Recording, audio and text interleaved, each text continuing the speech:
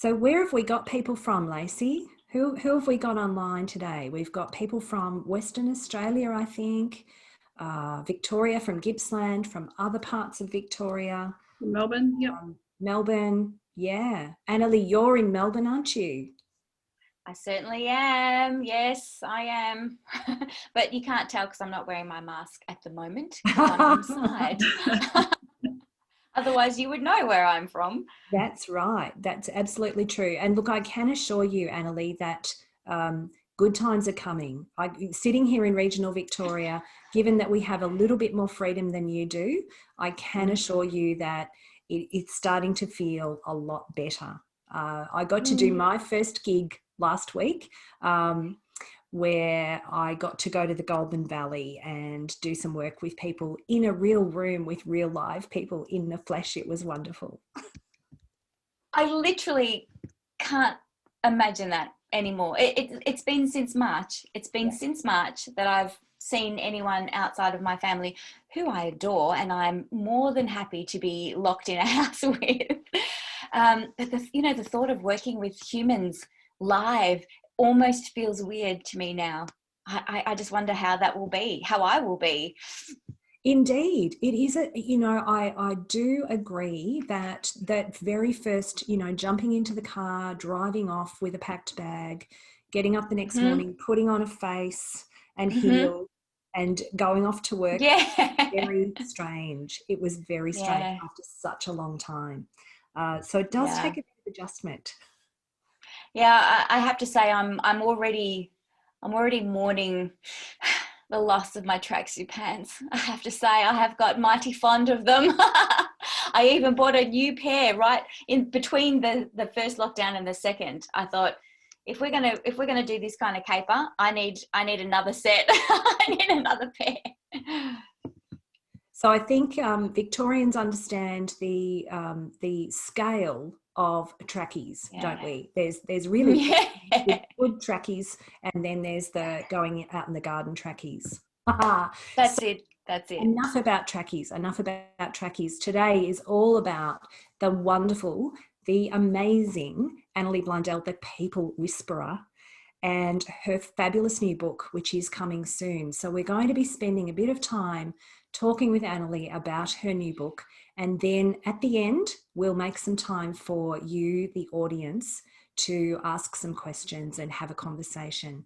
Today is like all of our other webcasts with authors, our Afternoon with an Author series. It's very much a conversation. So if you like a conversation hour, stealing ABC 774's there, I hope they don't sue me. I'm sure they won't.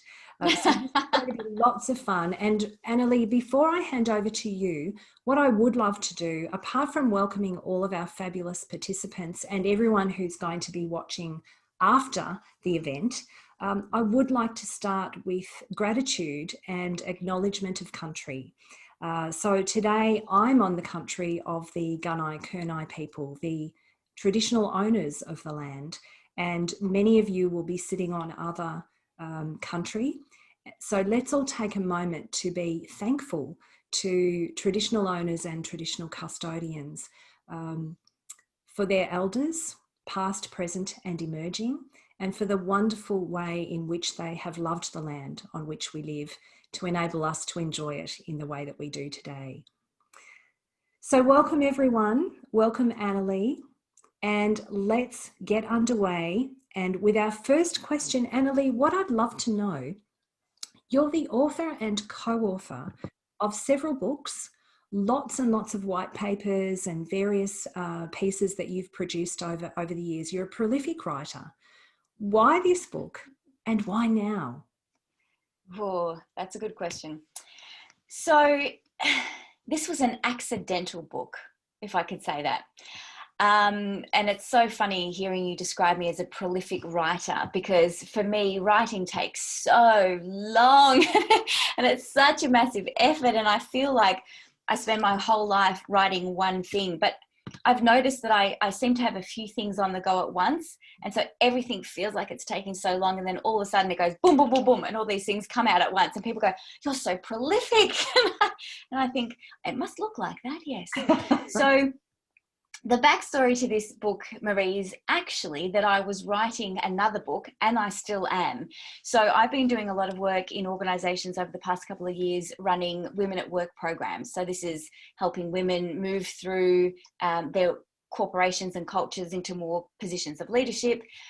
And as part of all that work, I've been writing a book called The Gender Penalty. So looking at the invisible forces that sideline women in the workplace and the power plays to even the playing field, right? It's a sporting analogy, if you like, how to get women into the game. And as part of those conversations, when I'm running those programs in-house in organizations, I'm also working with leaders. So it's never about fixing the women. You know, God help us all. It's not about fixing the women. It's about looking at the broken system and supporting women to navigate their careers within the system that's not particularly built to accommodate them necessarily. So as part of that, I do work with the leaders because they represent the system. And a lot of the time they're men, because that's just what that's what we have found ourselves in, the situation we found ourselves in. So as part of these workshops, and I've been having a lot of conversations with men, and these are not necessarily open conversations. They happen in the cracks. They happen in the corridor after the workshop. They happen in my coaching conversations where it's private and it's one-on-one. And the conversations and questions are almost hesitant. It's like, I want to be able to ask these questions. I want to be able to explore these issues, but I'm a little concerned that I'm going to come off looking sexist, unsupportive, or even worse, maintaining the status quo accidentally. Yes. So even though I'm writing this other book for women, The Gender Penalty, and I'm about 70-80% the way through, I thought this conversation with the men and the Black Lives Matter movement and all this sort of like hunger for social change and the hunger for voices being heard and making space for all sides of the conversation, I thought this is the time I need to do something about it. And it needs to come out now. So it's a pocket book. It's a short read because, to be honest, I can't write 2 big books at once, Marie. I just can't do it. And I just won't. So this was just a short one. My intention for this book is to sort of surface the taboo conversations, to address the questions that men may feel hesitant to ask or reluctant to put in the normal accepted conversational environments. I wanted to be able to bring them to the surface and dialogue around them and create the safe space so men can engage with these ideas safely. I love it. I love it. And I love the fact that you are addressing something that is kind of, it's almost the hidden conversation. And this conversation has been going on for such a long time. And you're right, it comes up in coaching conversations with men that I coach in executive leadership roles. It's usually something that happens when trust is established and there's a relationship of some months. And then all of a sudden there'll be the question, what am I doing wrong? How do I help promote the women in the organisation without creating a more difficult time for them?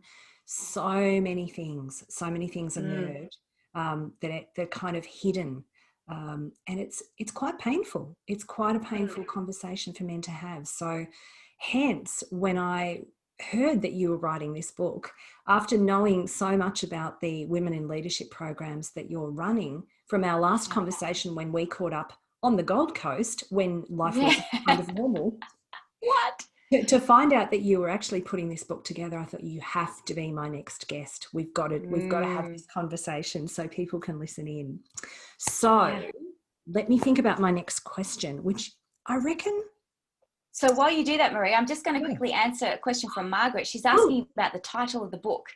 So for the listeners at home, and thank you, Margaret, for the prompt, I did mention the book is called When Men Lead Women, Navigating the Facts, Fears and Frustrations of Gender Equality as a Male Leader. Excellent. Thank you, Margaret, for the question. I did see the chat function pop up, but I probably should put my glasses on. All right, Marie, I got you covered. Thanks, Anneli, for having me covered and getting my back. So we've both acknowledged that these conversations happen. What is it? What are the issues that women and men have raised with you in that impact mentoring? What is it that they're describing? So there's a couple of things. So for men, and this is one of the things I talk about in the book, men are on a continuum. You know, all humans are on a continuum of awareness, of interest, of engagement. You know, add in a topic and that people are into it or they're not into it. So in this particular context, when we're talking about men supporting women, so the book is looking at the responses of men to the rise of women in power. Yeah, either supporting them or sabotaging them or championing them. I just can't say that word, championing them. I'm sure everyone else can say it. I just can't say it. Unfortunately, it's part of my model in my book, so I have to learn to say it better. I'm a communication expert, can you tell? So part of what I was really interested in is, where are men at right now? Where are they finding themselves in response to the rise of women in leadership roles and in power? Because that's the whole point, right? We're heading towards this area of equality. So we're wanting to push more women through so that we have a balance at the top. But of course, that creates a process where men are left going, well, if more women are going to the top, does that mean less opportunity for me? Yeah. Or is it that men go, well, if more women go to the top, there is more opportunity for me, because maybe the opportunity is I can do something else, or I don't have to be the main breadwinner and be on 24/7. Maybe I can be a stay-at-home dad or things like that. Yes. So for me, what I'm really interested in is what I'm calling the men in the middle. So the men in the middle are the men on this spectrum where you have men at one end are the saboteurs, right? So these are the men who go, this is a zero-sum game. More women in leadership means less men in leadership means I have less opportunity. According to research by McKinsey and the Lean In organization in around 2018, they found that around 15% of men that they surveyed thought there was less opportunity for them as a result of these conversations, right? So, and it is true, it can be true that if someone else takes a job that you wanted, it will feel like a zero-sum game. Yes. The question then becomes around entitlement. Was that job supposed to be yours, or was it up for grabs for anybody? And could that body happen to be a female or any other sex identification? So the idea here is we've got saboteurs at one end and we've got the men who champion women at the other end. Now, I'm not really interested in those two because they're either not with the conversation or already leading the charge with the conversation. Indeed. The issue and the opportunity, as I see it, are for these men in the middle. Imagine it's a bell curve. So these are the men in the middle, and they are curious. They're searching. They're seeking. They're somewhat supportive, but they're not necessarily 100% aligned. You know, so I'll do the right thing. I'll put a woman on my team, or, you know, I'll divvy out the responsibilities and I'll give Sarah a go over there, even though I'm not quite sure she's ready, all that kind of stuff, right? So I'm going to do the right thing, but I'm not really sure why I'm doing the right thing because, right, it doesn't necessarily feel that unequal to me in the middle. Yes, my lived experience is not, I haven't felt the impact directly. Right. And part of the issue here is, as a man, I've worked hard. I've worked really hard. I've worked just as hard as any woman. I've done the training. I've done my degree. I've got my experience. I've worked really hard and put in long hours, and I've made sacrifices for my family and my situation to get where I am. So why should someone get extra? Why should they get a helping hand when I've worked hard as well? And so there's all these questions that men ask in the comfort of their own mind, because right now it's not necessarily safe for them to be having these conversations. I mean, I would never come to a business meeting and say, well, Why should you have that job, Maria? I work just as hard and you didn't. Like, just because we need a woman, why should you get it? Are you really the best person for the job? Yeah. That's a legitimate question, right? Are you really the best person for the job? So there's all these questions and considerations and issues that aren't necessarily clear for men and are not necessarily politically correct for them to be able to dialogue around. And from where I come from, the issue isn't that men are bad. It's that they're simply blinkered. They have to be. They're blinkered to the experience of being a woman. They're blinkered to the experience of being marginalized on the edge because they're generally in the majority when it comes to being in a leadership position. And so they just don't know what they don't know. My example is this. I think this is a really neat way to kind of understand what can be going on for people in the majority versus people in the minority, and how it's hard sometimes to feel what they feel. So I talk about the example of two people going grocery shopping, right? So you've got the tall shopper, not me, you can't see on the screen, but I am not that tall shopper. You've got the tall shopper and you've got the short shopper. Yeah, I'm Anneli. The short shopper. We're looking at 5'2". How big do I look on this screen? It's fabulous. No one will ever know.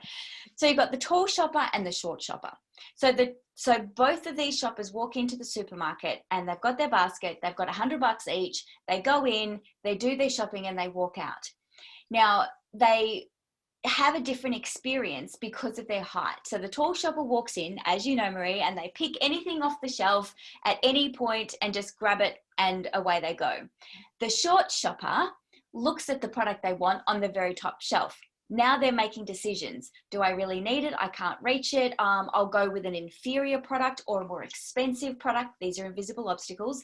I can't get the product I want, or my shopping is delayed, so I wait for the kindly stranger with the long limbs, you know the ones, and ask for their help. So when we walk out of that shopping center together and we look across at each other's basket, the tall shopper looks at my basket as the short shopper, for example, and goes, same groceries, spent the same amount of money, same opportunity we just experienced, same result. Where is the inequity? Yeah. I don't see it. Yeah. Because it wasn't your lived experience. Now, that doesn't make the tall shopper bad. It makes them blinkered. They don't have the lived experience. It's a great example. That's such a great story, Anneli, because it's very illustrative of what it's like. And we often say to women, don't we, we need role models because we can't be what we can't see. Yes. And likewise, men can't offer what they're not familiar with. How can you be open to something which has never been your experience? And if boardrooms and executive tables have always just been men in your organization, yeah, that's normal. And it feels like an accusation when the rest of the world is saying, you're bad, you have to change. Yes. So it's a really, really tricky conversation to be having. And I would imagine there's going to be some uncomfortable moments for you as well in releasing this book, because I would think there are going to be some female critics who will say, well, why are you helping men with this? They're part of the problem.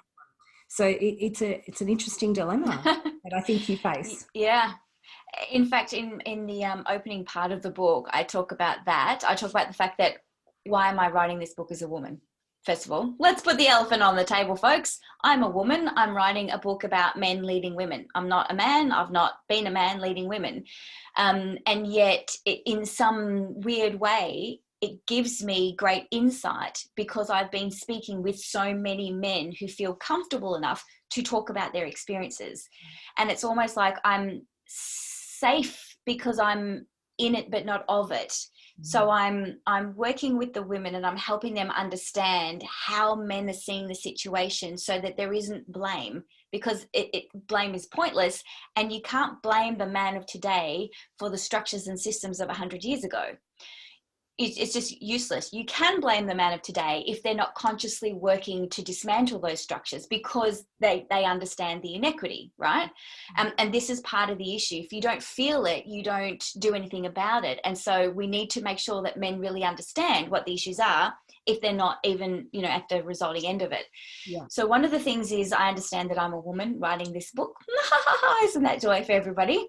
And I also understand that it is easy for women to say, why are we giving men more airtime? Haven't they had enough airtime? Anneli, they've had enough airtime.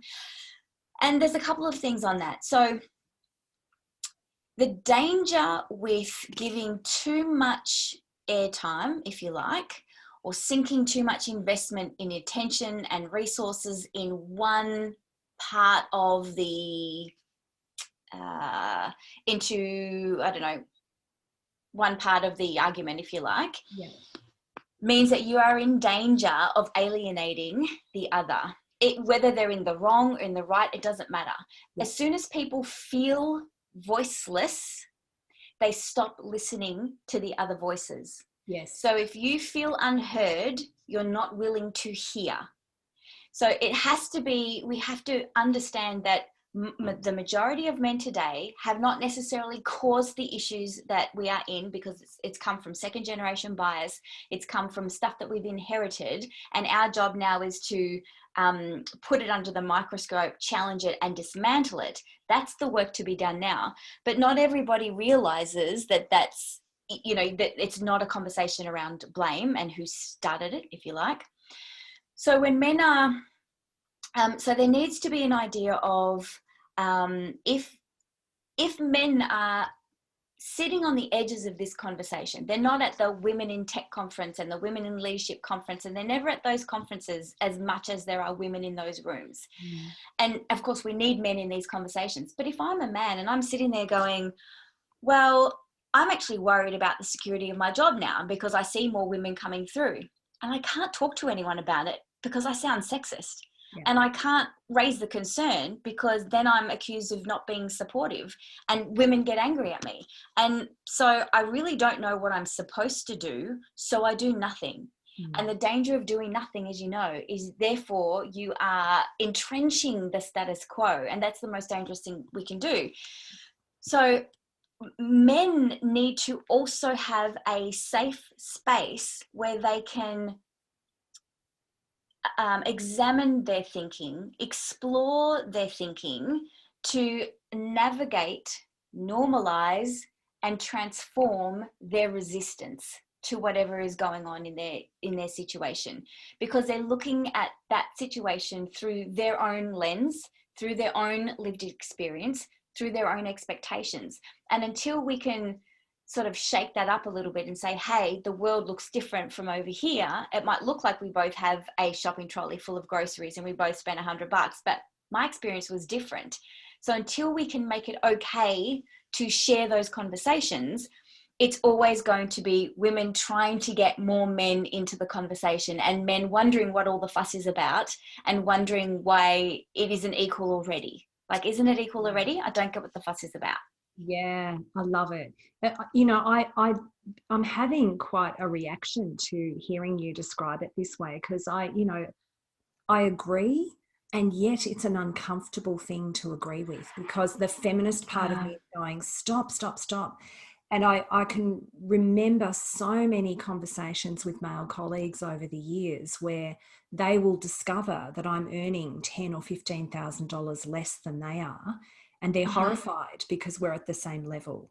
They're saying, well, what did you not do? What did you not do in order to not be paid at the same level? It's like, yeah, I don't think it's about that, fellas. Yeah. So these conversations, you're right, if we don't have the discussion, that can never emerge. Men can never know that stuff happens, because they're not in the room with us when we're trying to negotiate, or when the offers are being put at such a different level. So it's really critical that A, that you've written the book, and B, that you are so courageous in challenging us to have the conversation. And I think Marie, thank you for that. That means a lot, because to be honest, I was kind of nervous, which is why I spent a bit of time up front, pacing people's potential objections. Why is a woman writing this book? Why are we talking about men? Why are we giving this airtime? But from all the work I've been doing over the past 15 years, really decoding human behavior, understanding motivations, looking for ways that people connect and don't connect, and why. And a whole bunch of it is, I'm not prepared to listen to you if I don't feel listened to. And so if we want men to listen to women, we have to create space to listen to them. It doesn't mean you have to agree with them. I'm not saying, up the patriarchy or whatever people are, rallying about at the moment. But what I'm saying is, we need to make it okay for men to have their responses, to have their questions, to have their fears. Everyone has fears. The less informed you are, the more fearful you are going to be about the rise of women in power, because it is going to look like those women are coming for your job. That is what it's going to look like. And that may be what the experience feels like for some people.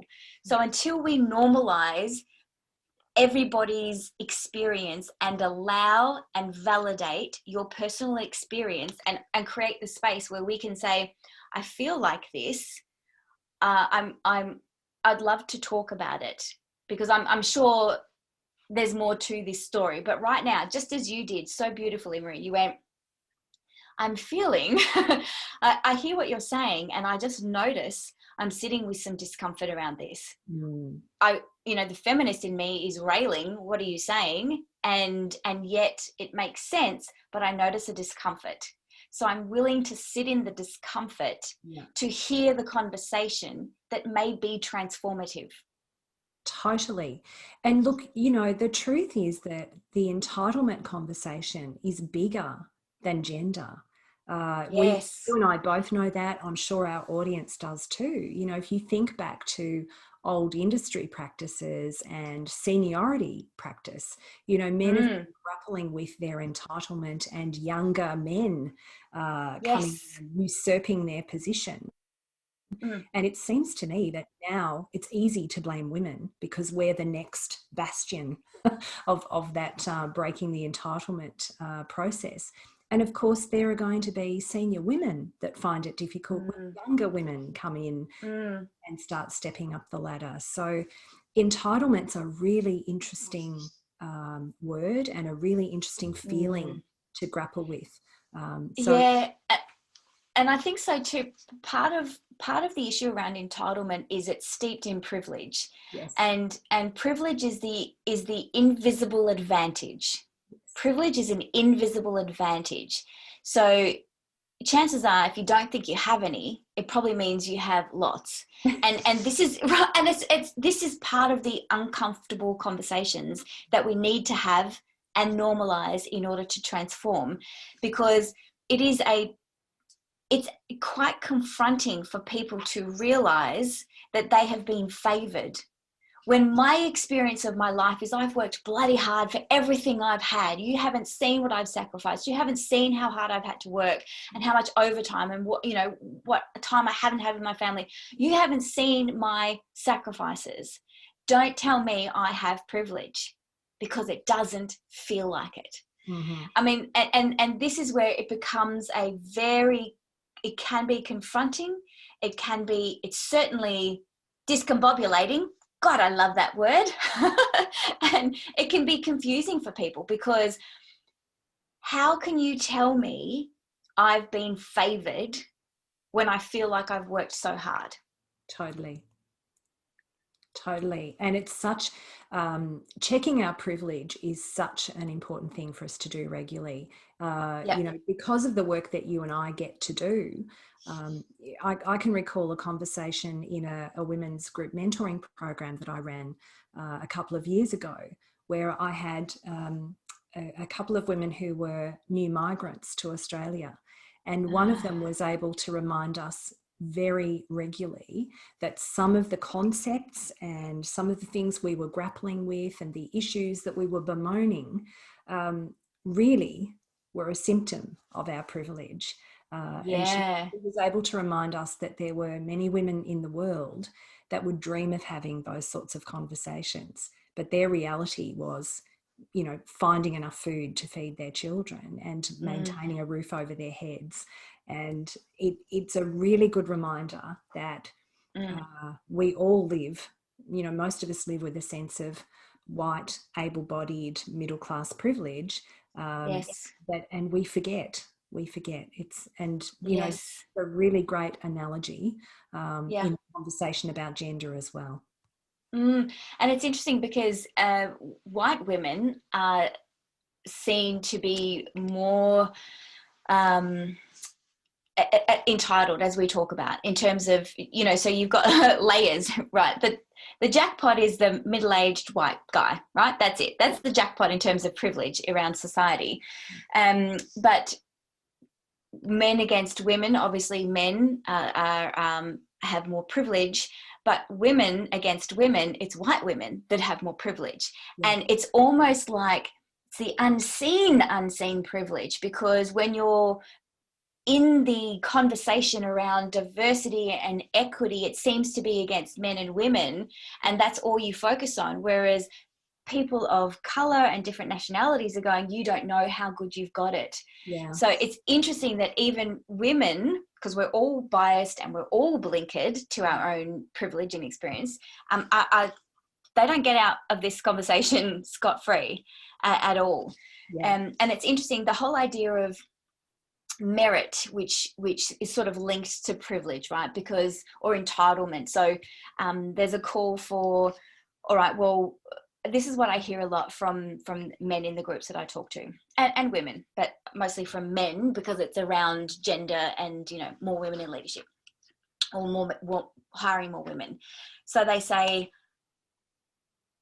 I hire the best person for the job, hands down. I hire the best person for the job. That's it. And I say, of course you do.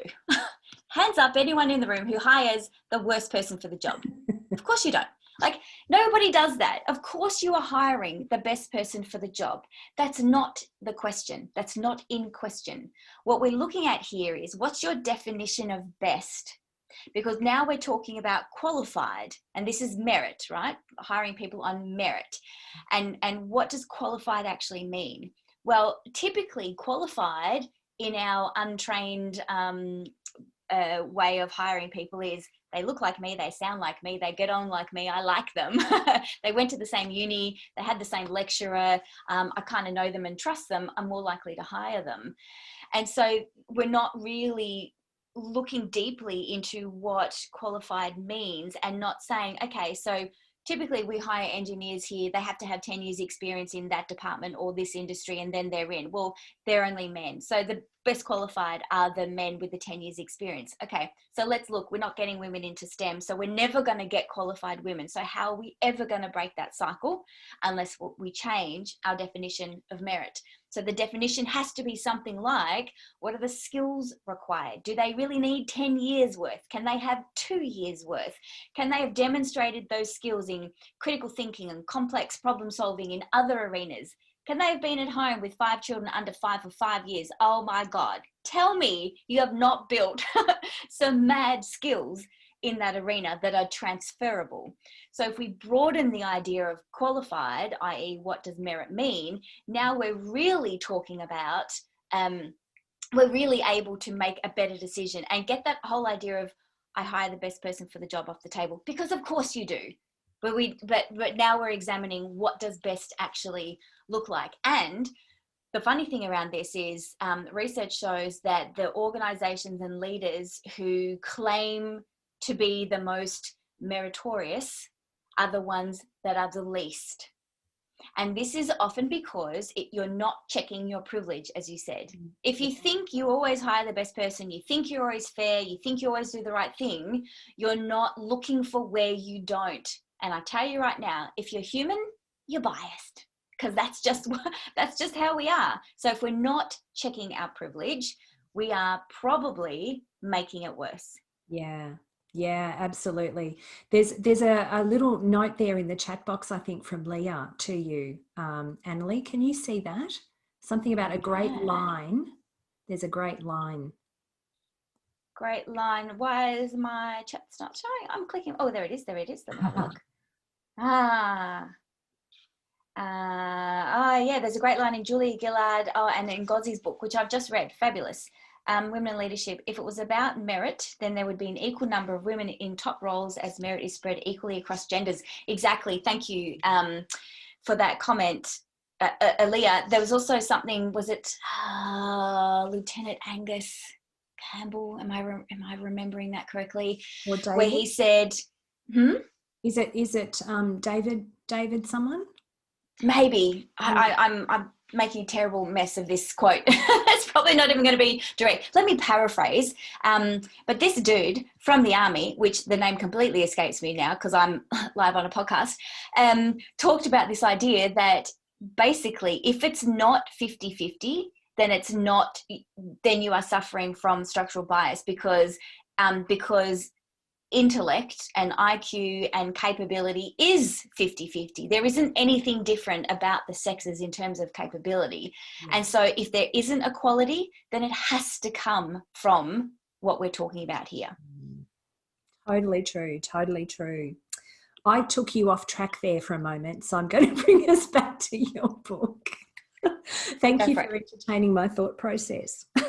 Please, this is the kind of conversation I love. Bring it. Let's go anywhere. I'm up for it. And you know what's exciting, Anneli, is this is the first time you've talked about your book. So I'm just so honoured that you are with us today, actually unpacking all of this for the very first time. It's very, very exciting.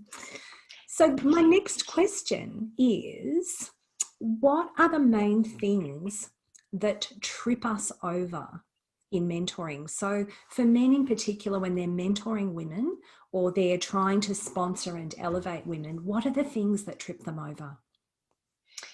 So we need to understand people's perspective and where they're coming from. So when you're mentoring someone, the idea of mentoring is you're sharing your experience. Yeah.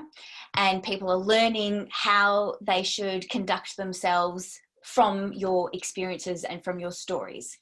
Now, the stories that men may tell would fit perfectly to other men to whom they tell that story. Yeah. But they might not necessarily fit the experiences or the stories that women need to hear. So, for example, a man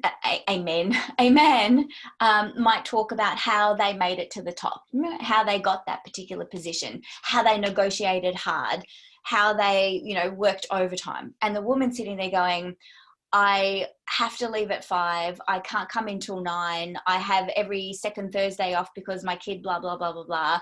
Already I'm feeling disconnected from your lived experience because it's not my reality, because I also play the carer role. We know how much women do with their second jobs in the carer capacity. And also, I've tried negotiating for my job and I got a backlash for that. I was told I was being overly ambitious and a little bit money hungry. And so I didn't do that because I got penalized. And so the stories and experiences that worked for a man may not work for a woman. And so that's where the disconnect comes in.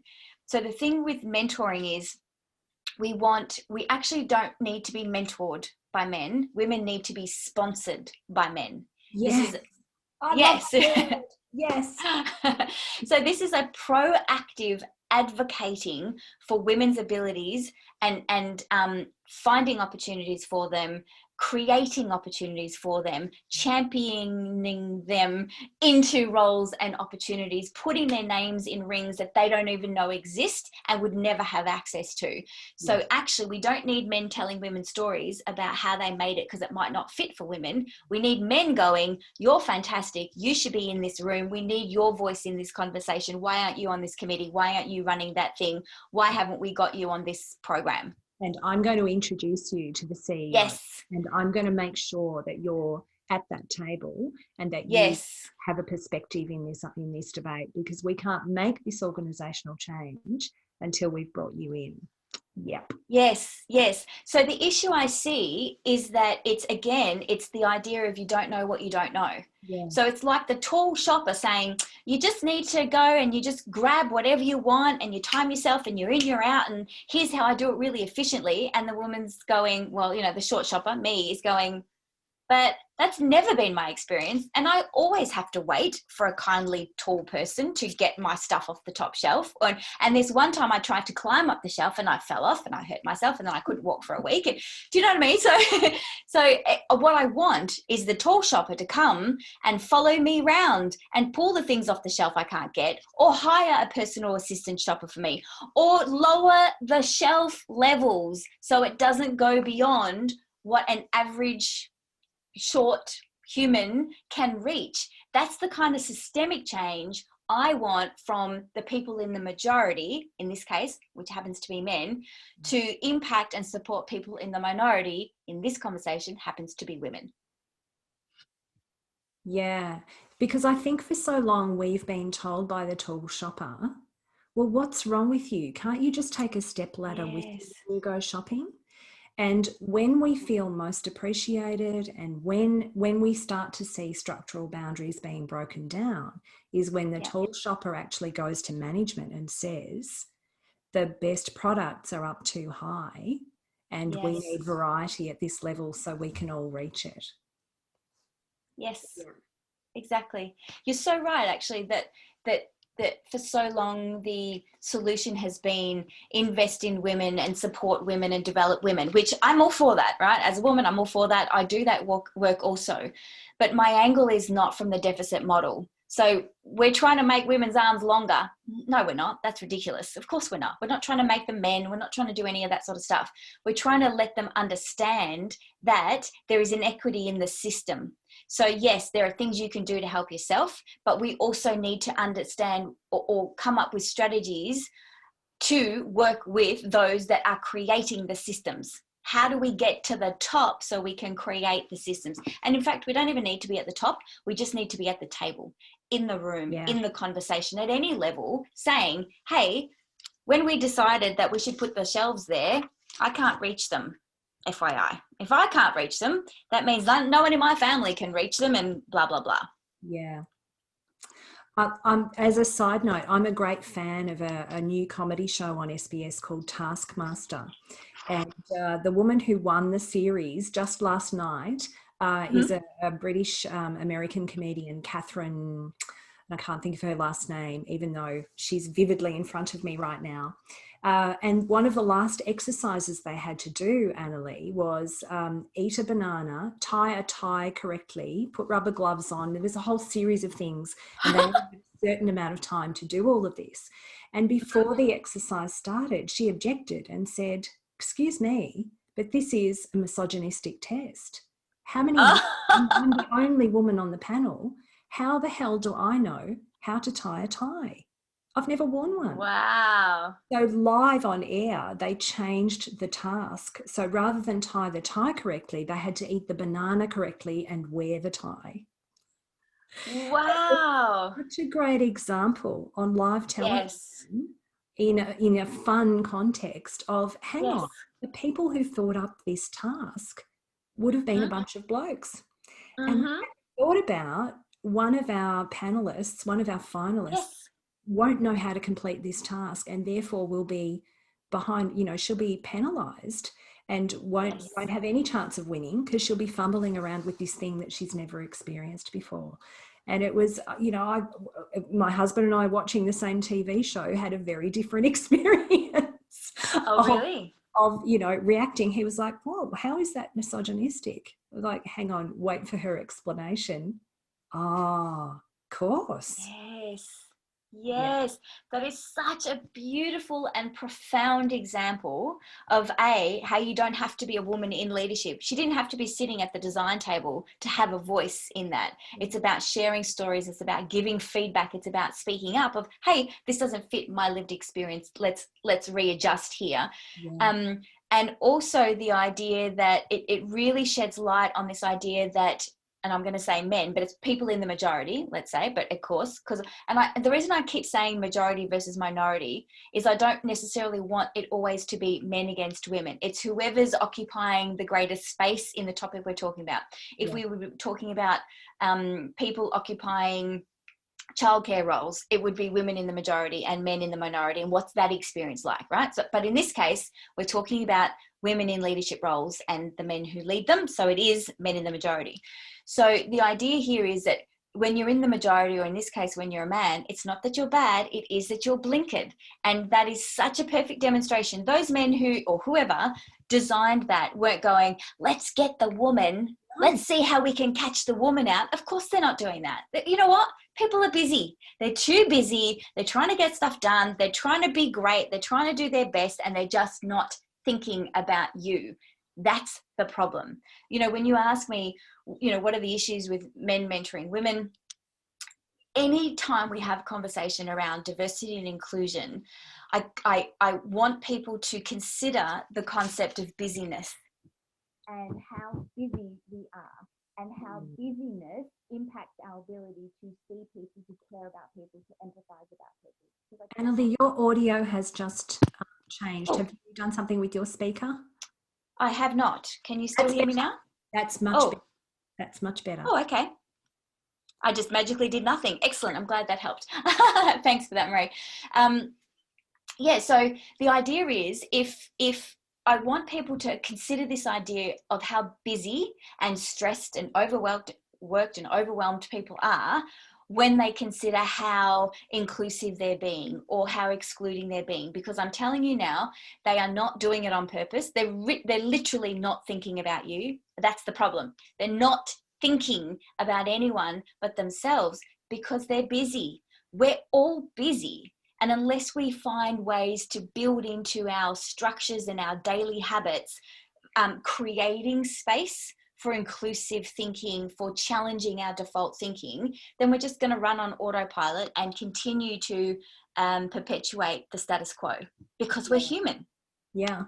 And we're so binary. It's one thing or another. Yes. We don't get the chance to explore all of the multiple colors, all of the multiple opinions, and you know, the diversity of thought. We don't get to do the deep thinking. And this is where I think your book is going to be so special and so useful. Thank you. I hope so. That was my intent. My intent was really to start a dialogue, exactly like we're having today. You know, I want people to ask the challenging questions. I want them to ask the uncomfortable questions, and I'm happy for them to ask me.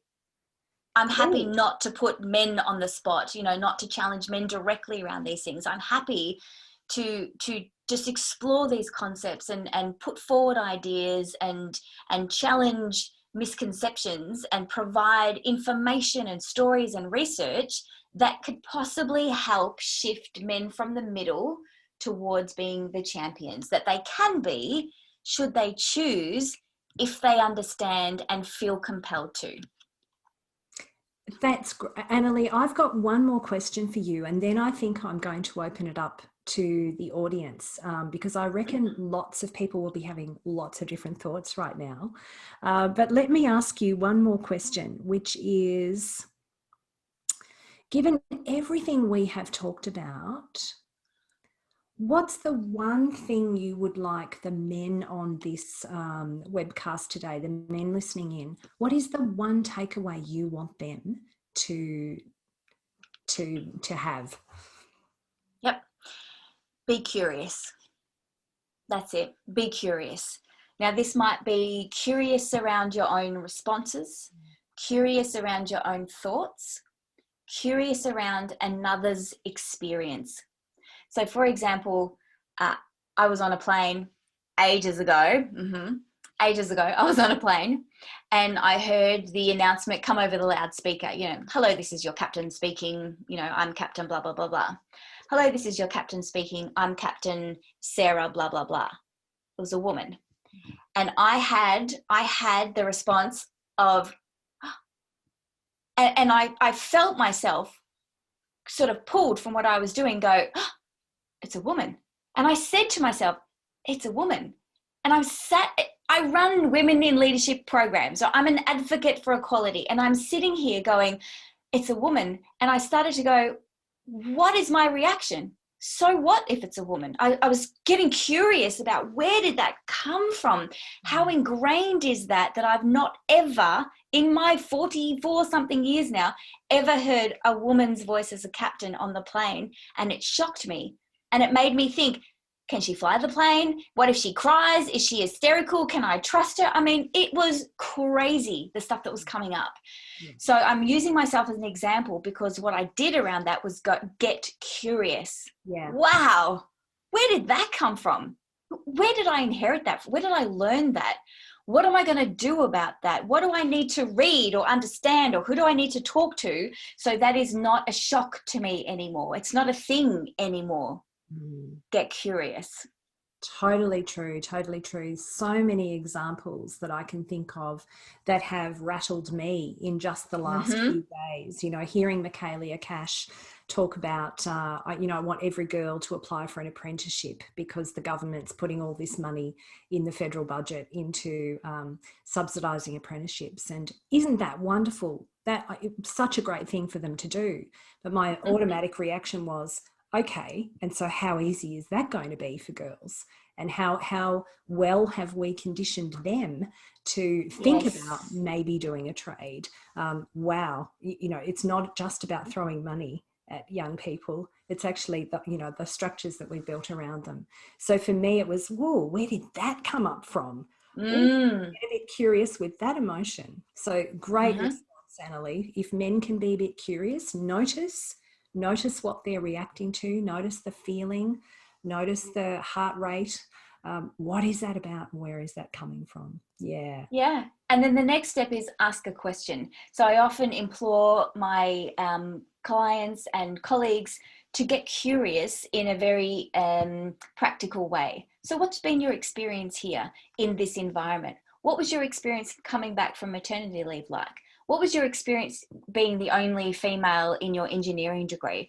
What's been your experience of blah, blah, blah, blah? Like, ask the question from a genuine place of curiosity, and you may be surprised what you hear. And in fact, just note that you might not always get a very open, genuine response, because some women will be like, why are you asking me that? And they don't want to talk, you know, they don't want to talk about how hard it is to reach the top shelf, because guess what? I could do it on my own. Nothing to see here, folks. I'm okay.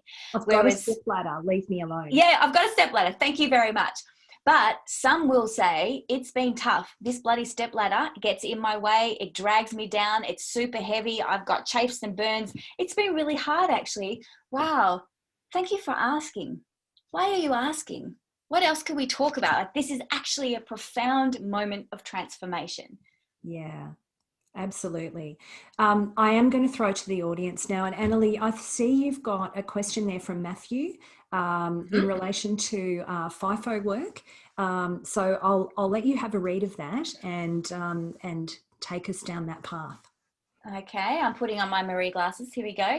How can we make a significant step change quickly in driving gender equality in workplaces that are predominantly male, such as offshore oil rigs and FIFO? Yes, fly in, fly out. Got it. Thank you, Matthew. How can we make a significant step change quickly? Okay, so people don't change from information. They change from experience. One of the quickest ways to bring people with you on this journey is to get them realizing their own inequity, realizing the places where they have been overlooked, where they have been misunderstood or misjudged, and for them to tap into what that felt like to be the other. Because once you get an appreciation of that experience, you have a lot more empathy for where others may be experiencing that. Yeah. So in my, I've got an inclusive leadership program coming out very soon, and I'm creating it very specifically around what people need to experience as part of these conversations. So it's not, oh, we're going to do some bias training. We're going to do some, you know, education around people and how they're different, and this is just information you now need to know. No, it's going to be, here's some stuff to experience, to explore, to review for yourself, and then let's come back and let's do some conversations around it. Let's have some coaching circles. What was your reflection? Because you learn from the reflection of the action, not just the action itself. So we have to have an experience. We have to have some kind of response to it that we can then take action around and explore in different ways, and then come back and converse around and reflect upon, so that we can continue to build the cycle and get closer and closer to what is going to make the biggest difference. So really the short answer is experience wherever possible, and where not possible, get them to a program that is designed to create experiences and move away from just content. Here's what you need to know, because knowing is not doing.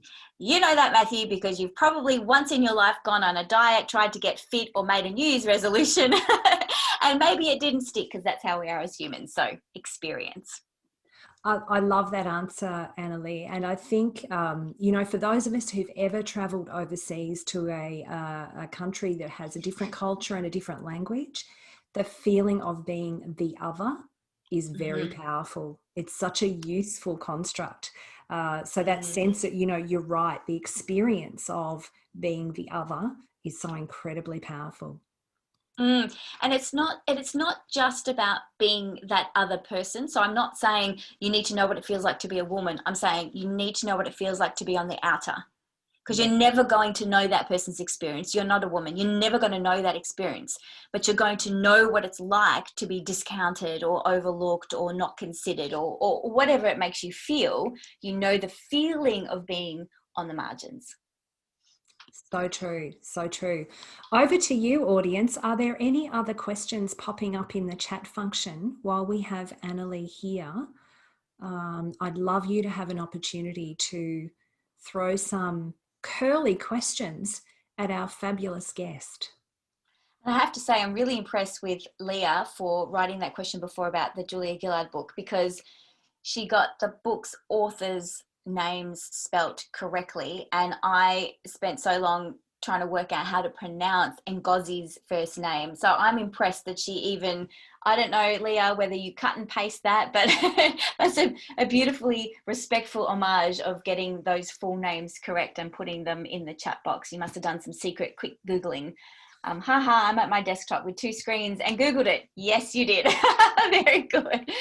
Very good. I've been quite probably too lazy. I've just been calling it Julia Gillard's book because it's quicker and it's easy. And for the life of me, I haven't managed to get the surname right. And I don't want to do it an injustice by getting it wrong.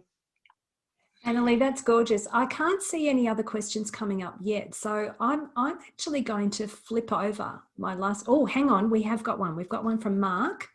Mark is saying, can I suggest the corporate world has a lot to answer for in this space? He's probably after your comments there. Promoting people to senior roles who are not leaders and shouldn't be in leadership roles. 100%, yeah. So typically we have suffered from promoting people based on their technical ability. And this has happened for a very long time, and it's still happening now. We're not clear enough on leadership skills rather than leadership experience. And they're different, and they don't necessarily create the same result. So for example, if you're trying to put someone in a leadership role and you're looking for, I'm using engineers, it's easy. You are a good engineer, you're a good technician, therefore you better run people who do that job. And we know that they are 2 separate skills. Leadership skills and engineering skills, or any other technical skill, are 2 different skills. And we haven't quite caught up in a significant way to say, actually, we need to be looking at putting people in leadership roles. We need to be looking at leadership skills. And these are strengths and characteristics that don't necessarily come from the technical work at all. In fact, it just doesn't even make sense. If you think about being the CEO of an organization, doesn't mean you need to know how to build a bridge, right? Because you're going to lead a team of people who are marketing experts, HR experts, corporate legal experts, finance experts. You can't be the expert in all those things. So it doesn't even make any sense if we think about it. So true. So true. And I can't count on my hands anymore the number of times I've had that conversation, particularly when, working as an internal coach in organizations where there would be a natural assumption about who would step into the CEO role. And quite often it was around technical skill. And my argument always was, this is not the time for technical skills. This is the time for relationship management skills. Right. And this is part of, you asked me before, why am I spending time talking about men? Well, I think there is an equally invalid assumption here that men, because they're in charge of the system, know how to dismantle it. They know how to have equity conversations. They know how to bring women into the conversations. Well, guess what? They've had no more training or experience or exposure to this than the women have.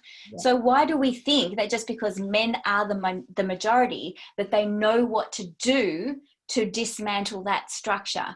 Well, here's me saying we need to help them. Remember, we've got the champions, and they know what to do and they're doing it. But we've got a whole bunch of men in the middle going, I really want to help. I know I should help. I want to help. I'm just not exactly sure what that looks like. You know, I've got men saying, I get slapped in the face if I open the door for a woman. I get slapped in the face if I don't open the door for a woman. I'm a little confused right now. So I do nothing. And of course, if you do nothing, you perpetuate what's in current status quo, and it's not going to work for anybody. Yeah, probably one of our almost last questions, but the wonderful Mark Waller is online with us, and Mark has asked a question that I thought might come up. Anneli, what's your take on quotas? Yes. Okay. So I was very interested in this. My initial thinking was, we don't need help. This is from my own personal perspective. We don't need help. We don't want special privilege. We don't need quotas, yada, yada. The more I looked into the research, the more I realized quotas actually helped. Now, it doesn't have to be a quota. It can be a target. Yeah. But the whole idea of quotas are targets with teeth. They actually, they're measurable. People are rated on them, whether they're meeting them or not. So there's consequence for that.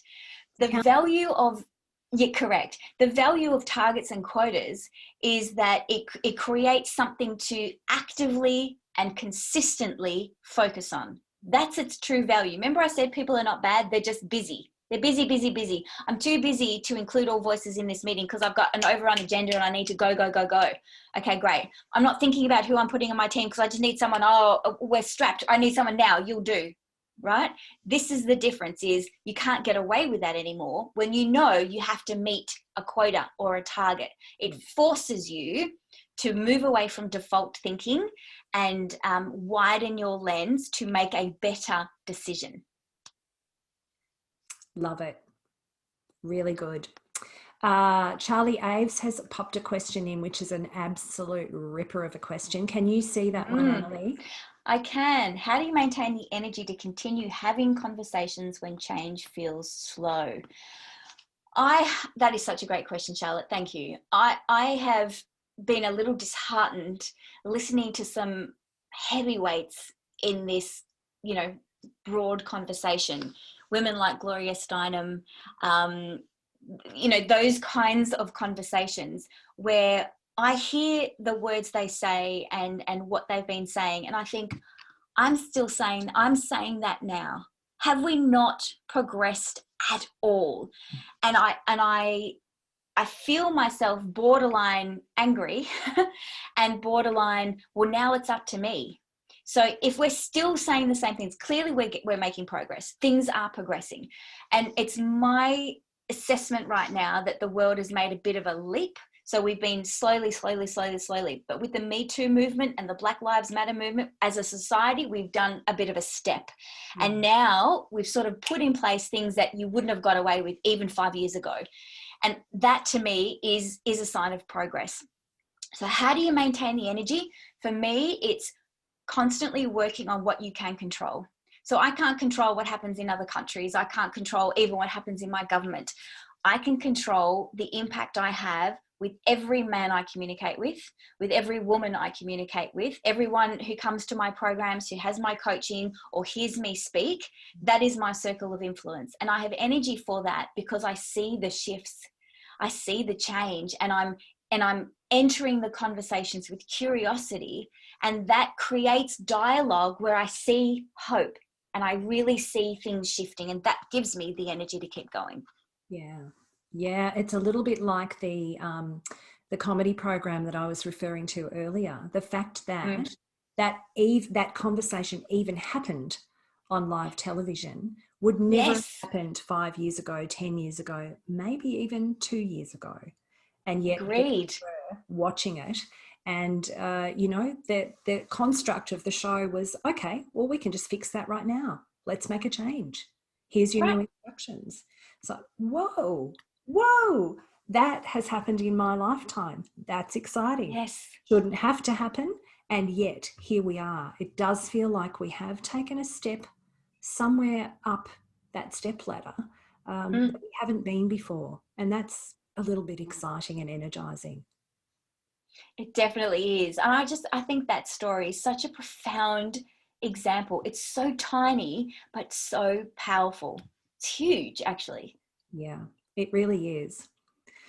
Anneli, you have been just so generous with your time today. I want to give people maybe an opportunity to ask one more question before we wrap up, because you've given us so much content, so much to think about, and such a great insight into your book before it even emerges. We're very privileged to be getting access to your thought leadership in this way before the book is released. Is there a last question out there in the ether? If not, I have got one for you, but I'll give people a second to pop into the chat box if there's anything that is unanswered. So the pocketbook is to be released when? Great question, Margaret. It is coming out in November, but don't let that stop you. You are welcome to hop onto my website, and it's available for pre-order right now. So my website is www.anneliblundell.com. And on the front page, you'll see it, When Men Lead Women, big book. You can hop on and sign up for any pre-orders. That's perfect, Anneli, because we were getting to the point where I wanted you to give your pitch. And so Margaret has enabled you to do that seamlessly. Thank you, Margaret. You asked the best question. Does the pocketbook Brilliant. have a ready reference? Ooh. Have a ready reference. You mean like a summary? What does a ready reference mean in this context? Help us, Margaret. Tell Have us a ready more. reference. Chart summary. Okay, I'm thinking like a Goodreads shortened dot point version or something like that. It doesn't, but it is a short read. So I can tell you right now, it's called a pocketbook for a reason. I want to make sure people know they're not buying some big, thick tome of War and Peace. It'll probably take you a couple of hours, an hour or two to read. So it's very readable. It's very digestible, and you could consider it a ready reference of a larger book, if you like. It's the book that's not yet written. Yeah, that's right. Saying it's a good Christmas present. So yeah, I think that there could be a few of us purchasing this for some people in our lives.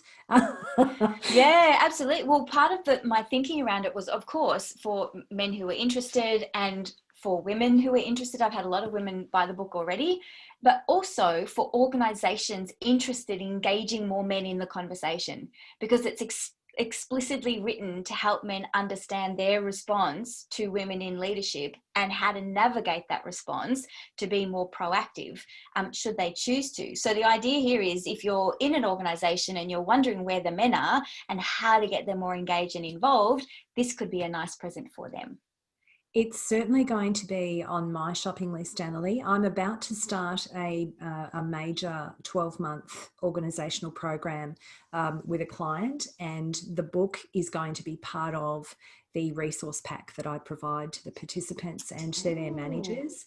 Brilliant. This is absolutely part of the content that we need to make them aware of. It's going to be fantastic for the women that I work with to help them position for the future and to stand up for succession. However, I need the men around them to be thinking differently in order to make that possible for them. So I'll be sharing this webcast and buying lots of books. Yay, that's terrific. Oh, that's so good. That's such great news. I'm really, really pleased to hear that. Thank you, Maria. That's awesome. So Anneli, let's wrap up, because you have been so generous. We've had a great conversation. We've had excellent questions from the audience. This IP is really it's a little bit revolutionary. It feels revolutionary because we are having conversations that perhaps we have all felt that we couldn't have without creating tension. And what I love about what you've put forward to us today is, well, let's just step into that tension. Let's unravel it. Let's undo this silk knot that is tied around our necks, and not get defensive about it. Let's not go into denial, blame, or justification. Let's unpack, sit together, think about this, and see the small changes we can make collectively. And I'm so pleased that you were available to be our guest today. And I'm so thrilled that you've put this book together. And it's just going to be such an excellent resource for all of us. So on behalf of everyone in the audience and everyone who will watch later, I'm going to say thank you. Thank you for being here with us today. And it's been an absolute honour to have you. Thank you, Marie. It's been my pleasure. Excellent. Well, thanks everyone. You are welcome to stop in for another 5 minutes if there's a private question you want to send us. We're going to stop recording now and end the formal part of today's session. But if there are a couple of people who want to stay around or catch up with Anneli and grab her details, you're very, very welcome to do so. There's a few people signing off and saying thanks to us both. So we will still be here for a few minutes. Thank you again, everyone, for tuning in and for helping Anneli and I support Global Sisters as part of this initiative. It's been great to have you all, and farewell.